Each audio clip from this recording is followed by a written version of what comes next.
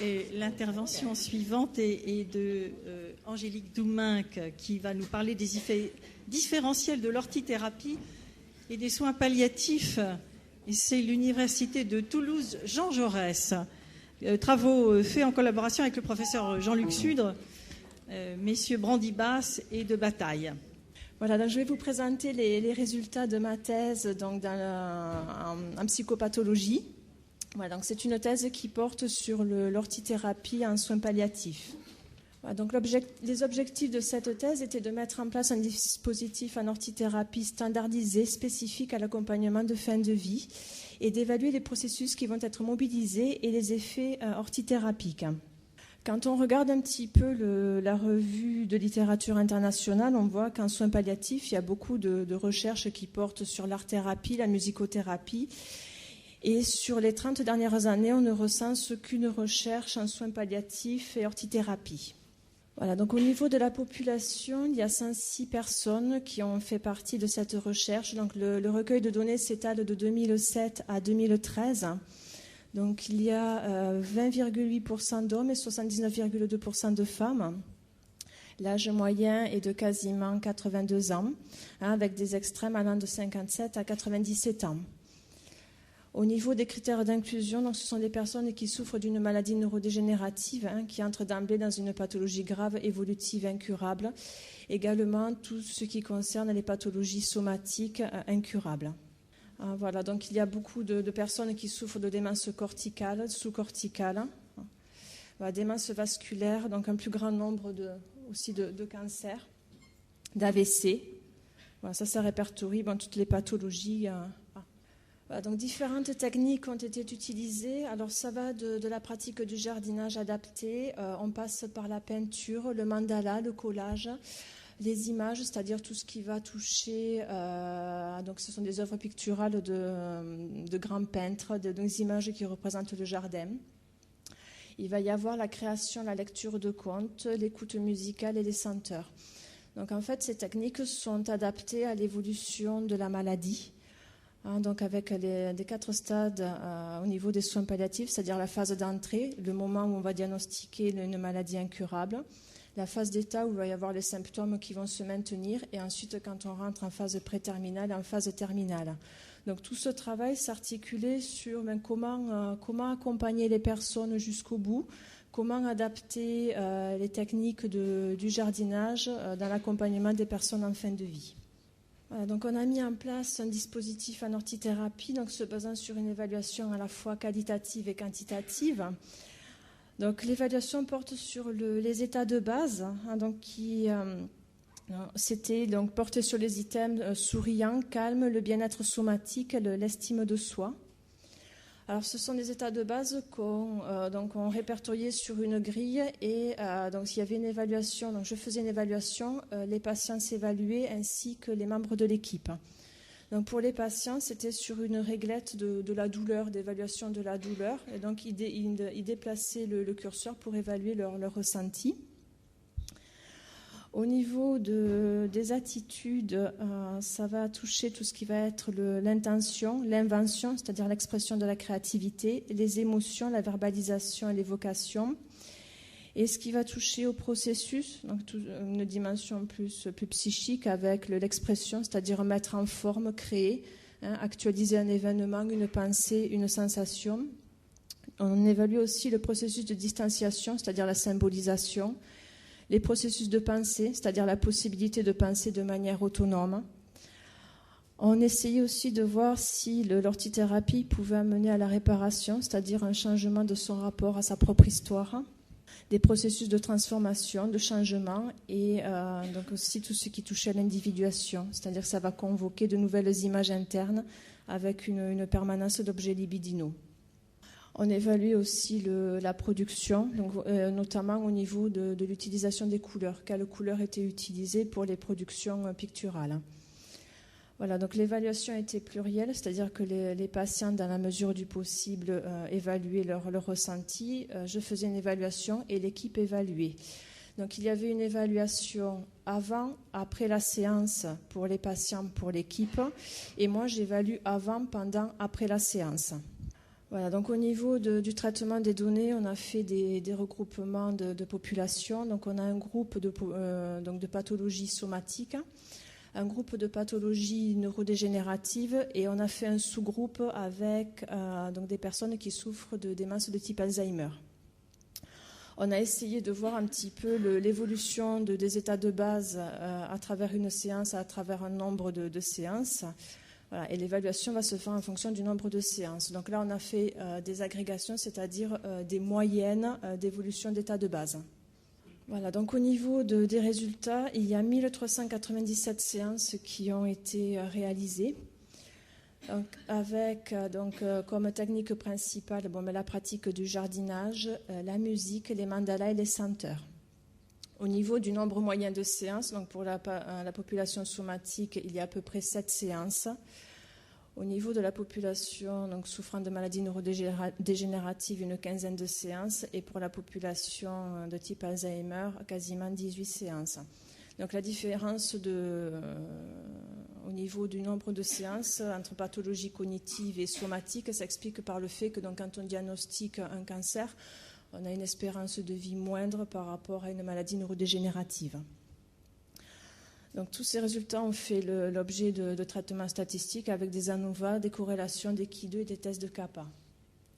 Voilà, donc au niveau des résultats, on observe, les résultats sont significatifs, donc il y a une concordance entre l'évaluation des patients, celle que j'ai réalisée, et de l'équipe interdisciplinaire, c'est-à-dire qu'au niveau de l'équipe, donc ont évalué les aides-soignantes, les infirmières et les médecins. Voilà. Donc il y a une concordance donc, avant la séance, mais par contre, on ne la retrouve plus après la séance. Alors ça, c'est pour vous présenter un petit peu l'accompagnement d'une dame qui souffre d'une leucémie. Elle a commencé des séances de chimiothérapie qui se sont avérées toxiques avec des résultats au niveau des praxies.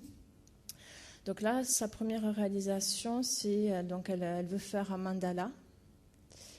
Voilà, ça c'est la première séance. Donc la deuxième séance, elle veut réaliser, donc elle a pour objectif, cette dame, de rentrer chez elle, voilà, et d'aménager son domicile pour finir sa vie chez elle. Et elle veut peindre sa maison. Et elle choisit donc une allée.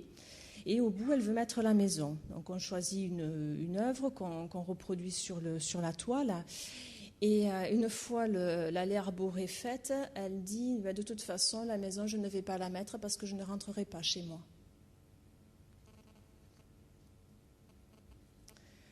Ça, c'est un autre tableau qu'elle réalise. Donc, elle dit qu'elle a vu à la télé un reportage qui lui plaisait, donc elle voulait un petit peu faire dans l'esprit de ce peintre. Donc, elle dit qu'en bas, au niveau du vert, c'est une prairie, avec le rose qui représente des fleurs. Ensuite, donc le noir et le mauve, elle dit que ça représente un petit peu tout ce qui va toucher à la culture, à la civilisation. Et en haut, elle me dit, en haut, on n'en parle pas, parce que c'est ce qu'il y a après. Voilà, j'essaie d'être brève au niveau du temps. Ce qu'on a ensuite essayé de faire au niveau des résultats obtenus, c'est de voir en fonction de chaque population ce que chaque technique pouvait apporter. Voilà, donc pour la population qui présente des pathologies somatiques, on voit un petit peu que chaque technique va permettre le maintien, voire l'amélioration des états de base. Si on se focalise sur la pratique du jardinage, donc ça maintient l'état de base souriant, c'est-à-dire que les personnes restent souriantes tout au long de la séance. Les personnes vont montrer de l'invention. Ça va aussi favoriser tout ce qui est verbalisation, évocation, processus de distanciation. Et au niveau des résultats significatifs, on voit que la pratique du jardinage améliore la douleur ainsi que l'estime de soi. Donc chez les personnes qui présentent des pathologies somatiques. Voilà, au niveau des résultats significatifs, on voit que le mandala améliore significativement l'estime de soi, tout comme le collage.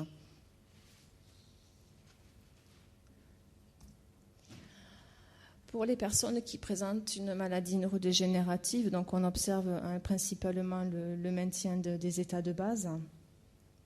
Donc on a fait pareil pour chaque population, on a regardé chaque technique et ce qu'elle pouvait apporter. Voilà. Et plus spécifiquement pour les personnes qui souffrent de maladie d'Alzheimer, toujours le maintien, voire l'amélioration des états de base. Et la pratique du jardinage, ça rejoint un petit peu ce qu'on a vu tout à l'heure. Donc c'est qu'elle va permettre la diminution de l'agitation, de l'anxiété, qu'elle va favoriser la verbalisation et tout ce qui va être distanciation. Donc, plus particulièrement chez les personnes présentant une maladie de type Alzheimer.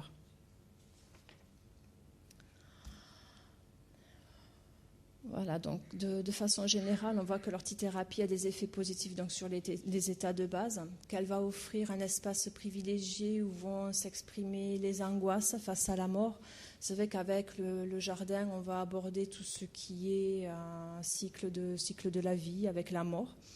Elle va permettre aussi l'atténuation des douleurs physiques. Quand on regarde un peu plus près sur les couleurs au niveau des œuvres plastiques, on voit un effet sur l'émotion avec la verbalisation et l'évocation.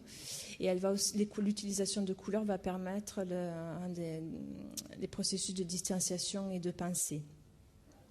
Et on voit que finalement, toutes les techniques avec comme thème la nature vont mettre en mouvement la personne dans son intention et par là même se manifester le désir de vivre. Voilà, donc au niveau des conclusions, donc voilà, on est dans le domaine de l'ortithérapie et des soins palliatifs. Comment des applications de terrain originales ont pu être développées avec une évaluation qui est validée. Voilà, donc c'est toute la réflexion éthique qui est aussi naturelle que nécessaire et toute la question aussi de la formation en ortithérapie. Voilà, j'ai essayé d'être brève.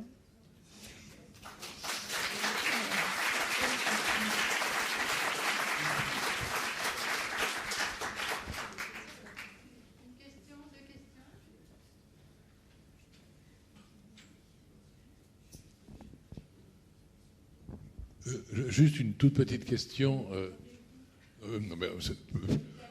Oui, René Quignard, délégué Aquitaine pour Jardin et Santé. Pourquoi est-ce que dans vos critères, vous isolez les senteurs de l'ortithérapie ? Alors, je ne les isole pas. En fait, les différentes techniques vont toujours avoir comme thème la nature. En fait, c'est essayer d'adapter la technique à l'évolution et au stade de la maladie. C'est-à-dire de comment, en fonction de l'état de vigilance, en fonction de l'état de fatigue, on va pouvoir proposer une technique avec toujours la thématique de la nature à la personne. Et en fait, quand la personne est en phase préterminale, voire en phase terminale, ce qu'on a essayé de lui proposer, voilà, ça va être tout ce qui va toucher à l'écoute musicale et au senteur, quelque chose de beaucoup plus sensoriel. Voilà. Patrick Venet-Fonter, Jardin et Santé aussi. Quelle est la raison de votre affirmation évaluation différente en fin de parcours pour les trois population, c'est-à-dire l'équipe, vous et les patients. Comment expliquez-vous cette distinction aussi évidente ? Après séance, oui, bien sûr. Vous êtes au début, vous êtes toutes sur la même idée, oui. Et en fin, vous avez des évaluations complètement différentes. Ça vient d'où ? Alors souvent, avec les personnes qui ont des troubles cognitifs, on évalue juste à la fin de la séance, alors que les équipes les évaluent un petit moment après la séance. Donc finalement, on compose beaucoup avec l'oubli, elles ne se souviennent pas de ce qu'elles ont pu faire un petit moment avant.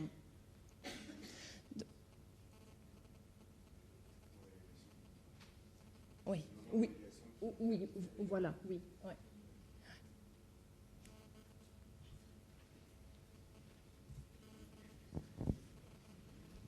Merci Madame pour cette explication de vos travaux, des travaux de l'Université Toulouse Jean Jaurès.